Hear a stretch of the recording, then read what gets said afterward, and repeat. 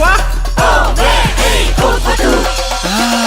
Ouais, bon bah calmos hein. Orang-outang Clang, bonjour. L'huile de palme, on commence à comprendre que c'est mal, mais on ne réalise pas vraiment à quel point on est dedans jusqu'au cou.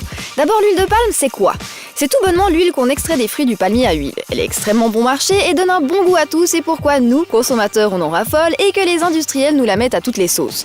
Du coup, cette fameuse huile de palme, on la retrouve dans 80% des produits alimentaires préparés, dans certains cosmétiques, voire même dans la composition de quelques biocarburants. Impossible d'y échapper, mais vous l'aurez compris, cette huile n'a pas que des qualités, loin de là.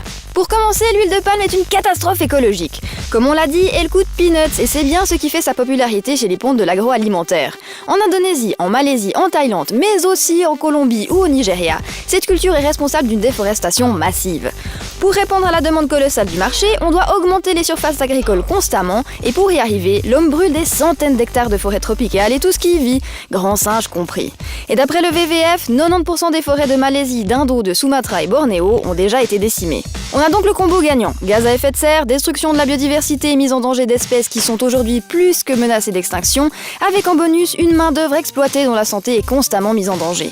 Mais ce n'est pas tout, l'huile de palme ne fait pas que des ravages dans des contrées lointaines, elle est aussi clairement nocive pour ceux qui la consomment. Avec 50% d'acides gras saturés, c'est la porte ouverte à l'obésité et aux maladies cardiovasculaires en tout genre. Alors on dit pas, en manger un petit peu, ça fait pas trop de dégâts, mais comme nous sommes poussés à en consommer à l'excès, sans nous en rendre compte, à la longue, c'est la santé qui ramasse. Mais il y a quand même une semi-bonne nouvelle, depuis 2004, il existe un label Bonne Conscience, le Green Palm RSPO, qui certifie l'origine éthique et éco-responsable de cette huile dans certains produits associés. C'est déjà un poil mieux pour l'environnement, faut-il encore prendre le temps de sélectionner les aliments labellisés quand on va faire ses courses, mais par contre, même certifiée, l'huile de palme ça reste un calvaire pour nos artères.